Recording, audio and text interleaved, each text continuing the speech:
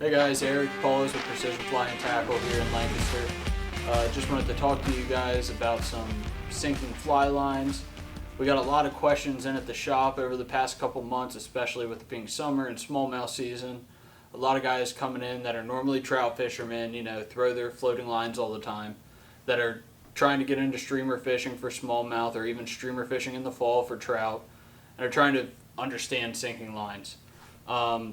They can be daunting. Sinking lines could be one of the more confusing things to first get, but once you have the base understanding of it, you're pretty much good to go. So I got a couple lines here to talk about. The first one is the SA Sonar Titan clear tip sinking line. This one I have here is a 6-weight floating / intermediate.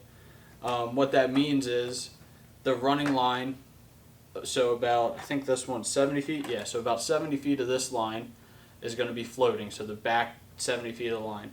The front 30 are going to be your sinking, your intermediate. Intermediate rate is about 1 to 1.5 inches per second. That's your sink rate there on the front of it. Intermediate with a floating running line is our go-to around here for smallmouth fishing. A lot of our water isn't too deep, we're fishing shallower, so we just want that line to be able to get those flies just slightly under the water, and an intermediate is perfect for that. The reason I like to have the floating running line is fishing from the boat or even waiting.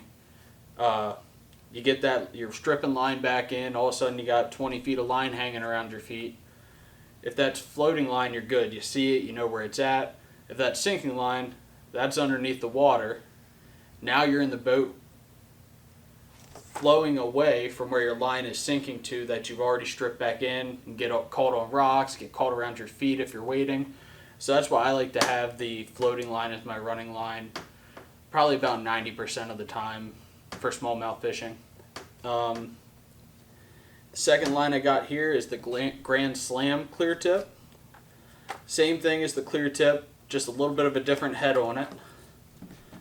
So if you look at that head there, you got a little bit of a longer belly on it, a little bit thicker. The rear taper is a little bit longer compared to the clear tip.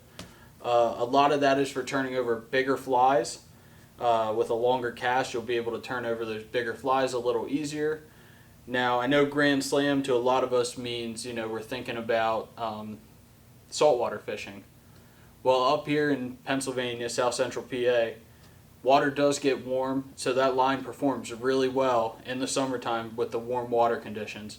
You get into winter, cold water conditions, the line doesn't perform as well, which we all kind of come to expect, but it's a great line for your late spring, all through summer, even early fall, when your water temps are still up. And then another line that we're going to talk about is the triple density line from SA, the Sonar Titan. So triple density is talking about how the line is laid out from head to running line, and as we go from our head back to our running line, our sink rate is going to change. So this one here is a sink 3, sink 2, sink 1, intermediate. So as you go back, your line is sinking at a lower sink rate than the front of it, which is great for getting down in deep holes. If you're fishing a lake, it's a great line for lake fishing. It'll keep that line at a level angle, so when you're stripping back, you're not getting a big belly in your line. It'll come in seamless. Great for lake fishing, great for deep rivers if you're fishing on a very deep river. Around here, there's few and far between where we need a sink 3, but the main application of it, honestly, would probably be our trout streams around here, which tend to be a little bit deeper than our warm water streams. Sounds crazy. But yeah, that's what I would go with on that.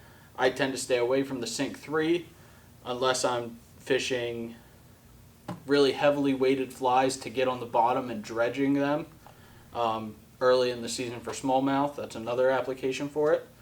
So all of these lines here are anywhere from true to size for the weight up to 0.75 times the weight of your rod.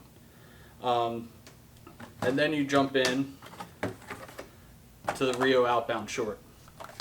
So the difference between this and your general sinking lines is this is a much heavier line.